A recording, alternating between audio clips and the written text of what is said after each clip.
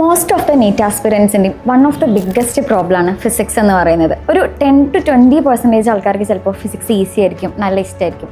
ബാക്കി 80-90% ആൾക്കാർക്കും എന്താ പറയുക, ഡിഫിക്കൽട്ട് എന്നതിനേക്കാളും അവർക്ക് ഇഷ്ടമില്ലാത്തൊരു സബ്ജക്റ്റാണ് ഫിസിക്സ് എന്ന് പറയുന്നത്. അപ്പോൾ ഇഷ്ടമില്ലാത്തതുകൊണ്ട് തന്നെ അല്ലെങ്കിൽ അവർക്ക് ഡിഫിക്കൽട്ട് ആയതുകൊണ്ട് തന്നെ ഇപ്പോൾ ഞാൻ എൻ്റെ പ്രിപ്പറേഷൻ ജേണിയിൽ വരുത്തിയൊരു മിസ്റ്റേക്കും പിന്നെ ഞാൻ ലേറ്റർ അത് മനസ്സിലാക്കി റെക്ടിഫൈ ചെയ്തും, അതേപോലെ തന്നെ ഈ ഒരു മെൻറ്റർഷിപ്പ് ജേണിയിൽ ഞാൻ സ്റ്റുഡൻസിൻ്റെ അടുത്ത് നിന്ന് കണ്ടതുമായിട്ടുള്ള ഒരു മിസ്റ്റേക്കാണ് ഈ ഫിസിക്സ് ബുദ്ധിമുട്ടായതുകൊണ്ടും ഇഷ്ടമില്ലാത്തതുകൊണ്ടും അവരത് കംപ്ലീറ്റ്ലി നെഗ്ലക്റ്റ് ചെയ്യും.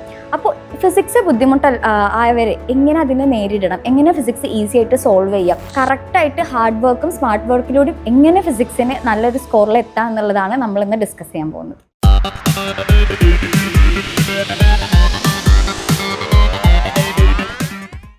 ഫിസിക്സ് ബുദ്ധിമുട്ടാവുന്നത് ഒരിക്കലും നിങ്ങൾ എന്താ പറയുക ഹൈലി ഇൻ്റലിജൻ്റ് അല്ലാത്തതുകൊണ്ടൊന്നുമല്ല. ആ ഒരു ക്വസ്റ്റ്യന് നിങ്ങൾ എങ്ങനെ അപ്രോച്ച് ചെയ്യുന്നു, ഫിസിക്സിൽ ഓരോ കോൺസെപ്റ്റിന് എങ്ങനെ അപ്രോച്ച് ചെയ്യുന്നു എന്നുള്ളതാണ്. ഇപ്പോൾ ഫിസിക്സിൽ മെയിൻലി ഒട്ടുമിക്ക കുട്ടികളും ഫേസ് ചെയ്യുന്ന ഒരു ബുദ്ധിമുട്ട് എന്ന് പറയുന്നത് കോൺസെപ്റ്റ് മനസ്സിലാക്കാത്തത് കൊണ്ട് ക്വസ്റ്റ്യൻ അപ്രോച്ച് ചെയ്യുമ്പോഴുള്ള പ്രശ്നമാണ്. അപ്പോൾ അവർ ജസ്റ്റ് ഒരു വീഡിയോ, ഒരു ഫോർത്ത് സേക്കിന് ഇത് വീഡിയോ കണ്ട് തീർക്കേണ്ട ഷെഡ്യൂളിൽ വീഡിയോ ഉണ്ട്, അപ്പോൾ അത് കണ്ട് തീർക്കണം. അല്ലെങ്കിൽ 30 മിനിറ്റ്സിന് ആ 30 മിനിറ്റ്സ് എങ്ങനെയെങ്കിലുമൊക്കെ കണ്ട് തീർത്തൊരു വീഡിയോ കാണും, എന്നിട്ട് ക്വസ്റ്റ്യൻസ് പ്രാക്ടീസ് ചെയ്യും. ആ ഒരു 30 മിനിറ്റ്സിൽ എന്താണ് പറഞ്ഞതെന്ന് അവർ മനസ്സിലാക്കിയിട്ട് പോലും ഉണ്ടാവില്ല. അങ്ങനെ ആ ഒരു കോൺസെപ്റ്റ് മനസ്സിലാക്കാണ്ട് ക്വസ്റ്റ്യൻസ് അപ്രോച്ച് ചെയ്യുമ്പോൾ ഒരു പ്രശ്നമുണ്ട്.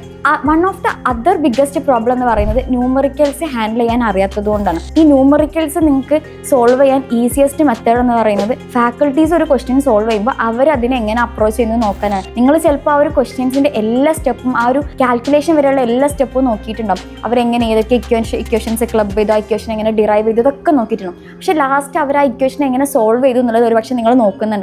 അത് ഞാൻ എൻ്റെ ഈ ഒരു പ്രിപ്പറേഷൻ ജേണിയിൽ ഞാൻ എൻ്റെ കാൽക്കുലേഷൻ ഇങ്ങനെ സിംപ്ലസ്റ്റ് ആയിട്ട് കട്ട് ചെയ്തിട്ടാണെങ്കിലും ഒക്കെ പഠിച്ചത് ഫാക്കൽറ്റീസിൻ്റെ അടുത്ത് നിന്ന് മാത്രമാണ്. അവർ ഓരോ ക്വസ്റ്റ്യനും സോൾവ് ചെയ്യുമ്പോഴും അതിൽ നിന്ന് നമുക്ക് മനസ്സിലാക്കാം, ഓക്കെ ഈ ഒരു ഓപ്ഷൻസ് ഇങ്ങനെയാണ് തന്നിട്ടുള്ളത്, അപ്പോൾ ഈ ഇങ്ങനെ ഓപ്ഷൻസ് തരുന്ന ക്വസ്റ്റ്യനിൽ ഞാൻ ഇങ്ങനെ അപ്രോച്ച് ചെയ്യാം, ആ ഒരു വാല്യൂസ് ഞാൻ ഇങ്ങനെ റൗണ്ട് ഓഫ് ചെയ്യാം. അപ്പോൾ ഓൾവേസ് ഫാക്കൽറ്റീസിൻ്റെ അടുത്ത് നിന്ന് കാര്യങ്ങൾ പഠിക്കാൻ നോക്കുക. അത് ഈവൻ എത്ര ചെറിയ കാര്യങ്ങളാണെങ്കിലും എത്ര വലിയ കാര്യമാണെങ്കിലും.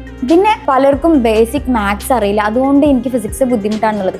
ഈ ബേസിക് മാത്സ് എന്ന് പറഞ്ഞിട്ട് വേറൊരു കാര്യം പഠിക്കേണ്ടൊന്നുമില്ല. ഓരോ സ്റ്റെപ്പ് പഠിക്കുമ്പോഴും ഇപ്പോൾ എക്സാമ്പിൾ പറയുകയാണെങ്കിൽ കൈനമാറ്റിക്സ്, അതിൽ നിങ്ങൾക്ക് ചിലപ്പോൾ ഡിഫറൻസിയേഷനും ഇൻ്റഗ്രേഷൻ്റെയും ആവശ്യമുണ്ട്. അപ്പോൾ അത് എടുക്കുന്ന സമയത്ത് നിങ്ങൾ ഓൾറെഡി +1 +2 പഠിച്ച കാര്യങ്ങൾ ജസ്റ്റ് ഒന്ന് റിവൈസ് ചെയ്താൽ മതി. ഒരിക്കലും JEE മെയിൻസ് ആ ഒരു അഡ്വാൻസ് ലെവലിലുള്ള ഇൻ്റഗ്രേഷനോ അല്ലെങ്കിൽ ഡിഫറൻസിയേഷനോ നിങ്ങൾക്ക് ആവശ്യമില്ല. നിങ്ങൾക്ക് വളരെ സിമ്പിളായിട്ടുള്ള കാര്യങ്ങളുള്ളൂ. അത് ഏതൊരു നീറ്റ് ആസ്പിറൻസിനും ഈസിലി ആ ഒരു ഇക്വേഷൻ അറിഞ്ഞിട്ടുണ്ടെങ്കിൽ ചെയ്യാവുന്നതേ ഉള്ളൂ. അപ്പോൾ ബേസിക് ആയിട്ടുള്ള മാത്സ് പഠിച്ചിട്ട് ഞാൻ ഫിസിക്സ് സോൾവ് ചെയ്യും. അതിന് പകരം നിങ്ങൾ ആ പഠിക്കുന്ന സംഭവത്തിനുള്ള ആവശ്യമായിട്ടുള്ള സാധനങ്ങൾ അതിൻ്റെ കൂടെ തന്നെ പഠിച്ചിട്ട് ചെയ്യാൻ നോക്കാം. അപ്പോൾ ഫസ്റ്റ് നിങ്ങൾ വീഡിയോ കണ്ടിട്ട് കോൺസെപ്റ്റ് ബിൽഡ് ചെയ്യാൻ നോക്കുക. എന്നിട്ട് നിങ്ങൾ ക്വസ്റ്റ്യൻസ് പ്രാക്ടീസ് ചെയ്ത് ഓക്കെ ഈ ഒരു കോൺസെപ്റ്റ്, ഈ ഒരു മെത്തേഡ്, ഇങ്ങനെ ഒരു സിറ്റുവേഷൻ വരുമ്പോൾ ഞാൻ ഇക്വേഷനാണ് യൂസ് ചെയ്യേണ്ടത്, അങ്ങനെ രീതിയിൽ ഇക്വേഷൻസ് പഠിക്കാൻ നോക്കുക. അപ്പോൾ സോ ദാറ്റ് നിങ്ങൾക്ക് കോൺസെപ്റ്റ് വരുന്ന സമയത്ത് അല്ലെങ്കിൽ ആ ഒരു സിറ്റുവേഷൻ വരുന്ന സമയത്ത് ആ ഇക്വേഷൻസ് ഓർമ്മ വരും.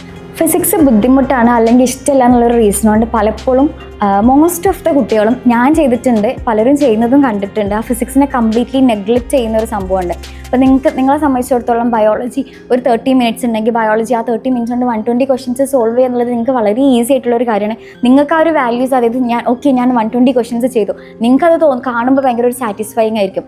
പക്ഷേ ശരിക്കും നിങ്ങൾ നോക്കുമ്പോൾ ആ ടൈം നിങ്ങൾ, അതായത് ബയോളജി ചെയ്യണ്ട എന്നല്ല പറയുന്നത്, ആ ഫിസിക്സിൻ്റെ സമയത്ത് നിങ്ങൾ ആ ഒരു നമ്പർ ഓഫ് ക്വസ്റ്റ്യൻസ് കൂട്ടാൻ വേണ്ടിയിട്ട് ബയോളജി ചെയ്യുക എന്ന് പറയുന്നത് ഒരിക്കലും നിങ്ങൾക്കൊരു ലോങ് റണ്ണിൽ അതുകൊണ്ട് ഒരു ബെനിഫിറ്റും ഉണ്ടാക്കാൻ പോകുന്നില്ല. അപ്പോൾ ഫിസിക്സിന് പേടിയായതുകൊണ്ട് അല്ലെങ്കിൽ അത് ബുദ്ധിമുട്ടായി തോന്നുന്നുണ്ട്, ഇഷ്ടമല്ലാത്തതുകൊണ്ട് ഫിസിക്സ് നെഗ്ലക്റ്റ് ചെയ്യുക എന്ന് പറയുന്നത് ഈ ഒരു ജേണിയിൽ നിങ്ങൾ വരുന്ന ഏറ്റവും വലിയ ബിഗ്ഗസ്റ്റ് മിസ്റ്റേക്ക് ആയിരിക്കും.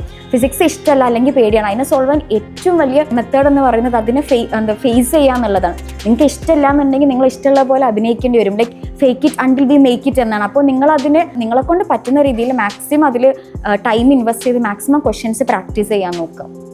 ഇനി ഈ ഒരു പ്രശ്നങ്ങളൊക്കെ നമ്മൾ എങ്ങനെ നേരിടുക എന്നുള്ളത്, ഫസ്റ്റ് ഓഫ് ഓൾ ആ ഫിസിക്സിന് പേടിയാണ്, അത് ഡിഫിക്കൽട്ടാണെന്നുള്ളത് ആ പ്രീസെറ്റ് ആയിട്ടുള്ള മൈൻഡ് അത് മാറ്റാൻ നോക്കുക. എല്ലാ സബ്ജക്റ്റിനെയും പോലെ ഫിസിക്സും ഈസിയാണ്, എനിക്ക് സോൾവ് ചെയ്യാൻ പറ്റും. ഇനി ഒന്നും അല്ലാന്നുണ്ടെങ്കിലും നിങ്ങളുടെ ഏറ്റവും വലിയ ആവശ്യം എന്താ, നീറ്റ് ക്രാക്ക് ചെയ്യുക, ഒരു ഗവൺമെൻറ് മെഡിക്കൽ കോളേജിൽ സീറ്റ് കിട്ടുക എന്നുള്ളത്. അതിന് നമുക്ക് ഏറ്റവും ഇമ്പോർട്ടൻറ്റും നമ്മുടെ ആവശ്യമാണ് ഈ ഫിസിക്സ് സ്കോർ ചെയ്യുക എന്നുള്ളത്. അപ്പോൾ അതിന് വേണ്ടിയിട്ട് ഫിസിക്സ് ഞാൻ പഠിക്കും, അത് ടഫ് ആയിക്കോട്ടെ കുഴപ്പമില്ല, ഞാൻ പഠിക്കും, എനിക്കിനി നീറ്റ് എക്സാമിൻ്റെ അന്ന് വരെ സമയമുണ്ട്, ഞാൻ പഠിക്കും. ആ ഒരു മൈൻഡ് സെറ്റ് ക്രിയേറ്റ് ചെയ്യുക, എന്നിട്ട് ഫിസിക്സ് പഠിക്കാൻ നോക്കാം. ഇപ്പോൾ എക്സാമ്പിൾ പറയുകയാണെന്നുണ്ടെങ്കിൽ ചിലപ്പോൾ കൈനമാറ്റിക്സ് ചാപ്റ്റർ നിങ്ങൾ സ്കൂളിൽ പഠിച്ച സമയത്ത് അതിൻ്റെ ഡെറിവേഷൻസും ഗ്രാഫും ഈ ഇൻ്റഗ്രേഷനും ഡിഫറൻസിയേഷനും ഒക്കെ നിങ്ങൾക്ക് ഭയങ്കര ബുദ്ധിമുട്ടായിരിക്കും. പക്ഷെ ഇപ്പം നിങ്ങൾ പഠിക്കാനിരിക്കുന്ന സമയത്ത് അതൊന്നും നിങ്ങളുടെ മൈൻഡിൽ ഉണ്ടാവാൻ പാടില്ല.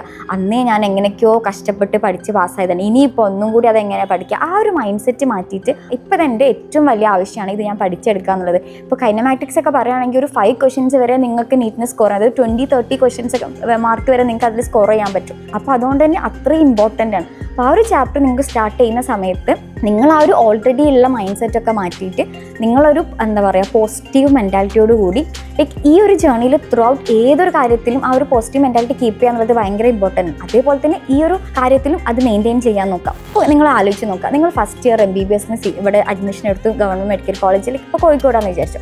നിങ്ങൾ ഫസ്റ്റ് ദിവസം ഡിസെക്ഷന് പോകുന്ന സമയത്ത് നിങ്ങൾക്ക് എത്ര എക്സൈറ്റ്മെൻറ്റ് ഉണ്ടാവും ആ കടൈവർ കാണാനും ഫസ്റ്റ് നിങ്ങൾ ഡിസെക്ട് ചെയ്യാനും. അതേപോലെ ആ ഒരു എക്സൈറ്റ്മെൻറ്റോട് കൂടി തന്നെ നിങ്ങൾ എന്ത് ചെയ്യുക, നിങ്ങളുടെ ഈ ഒരു വീഡിയോ ക്ലാസ്സും കാണാനിരിക്കുക. ഞാനും പ്രിപ്പയർ ചെയ്ത സമയത്ത് എനിക്ക് ആക്ച്വലി ഫിസിക്സ് ആദ്യം ഇഷ്ടമൊന്നുമല്ലായിരുന്നു. ഞാനും ആ ഒരു മാക്സിമം ടൈം ഇതിൽ ഇൻവെസ്റ്റ് ചെയ്ത് ഞാൻ എന്നെക്കൊണ്ട് ഇഷ്ടം ഉണ്ടാക്കിപ്പിച്ചതാണ്. ലേറ്റർ ഓൺവേർഡ്സ് ആണ് ഞാൻ ആ ഫിസിക്സിന് മാക്സിമം ടൈം ഇൻവെസ്റ്റ് ചെയ്തിട്ട് ഞാൻ ഫിസിക്സ് ഇഷ്ടപ്പെട്ട് ചെയ്ത് തുടങ്ങിയതിന് ശേഷം മാത്രമാണ് എൻ്റെ ഫിസിക്സിൽ ആ ഒരു മാർക്കിൻ്റെ ഡിഫറൻസ് ഞാൻ കാണാൻ തുടങ്ങിയിട്ടുള്ളൂ. അപ്പോൾ അത് വളരെ വലിയൊരു എന്താ പറയുക ചേഞ്ചിനെ നിങ്ങളുടെ മാർക്കിൽ കൊണ്ടുവരാൻ പറ്റും. നിങ്ങൾ ആ ഒരു അപ്രോച്ച് ചെയ്യുന്ന രീതി തന്നെ മാറ്റും. നിങ്ങൾക്ക് വീക്ക് ആയിട്ടുള്ള സബ്ജക്റ്റ് ചെയ്ത് സ്ട്രോങ് ആയിട്ടുള്ള ഇത് നിങ്ങൾക്ക് അറിയുള്ളൂ. അപ്പോൾ നിങ്ങളുടെ ബേസിസിൽ നിങ്ങൾ എന്ത് ചെയ്യുക, ആ ചാപ്റ്ററിനെ സ്ട്രാറ്റിഫൈ ചെയ്തിട്ട് അതിനനുസരിച്ച് ആ ചാപ്റ്ററിന് നിങ്ങൾക്ക് ടൈം കൊടുക്കാൻ നോക്കാം. ഫിസിക്സ് ഒരിക്കലും ഹോൾ ചാപ്റ്റർ നമ്മൾ ഭയങ്കര ഇമ്പോർട്ടൻസോട് കൂടി NCERT വായിക്കേണ്ട ആവശ്യമില്ല. ഇപ്പോൾ സെമി കണ്ടക്ടേഴ്സ് ഒക്കെ പോലത്തെ ചാപ്റ്ററിന് അത്ര ഇമ്പോർട്ടൻസ് ഇല്ല.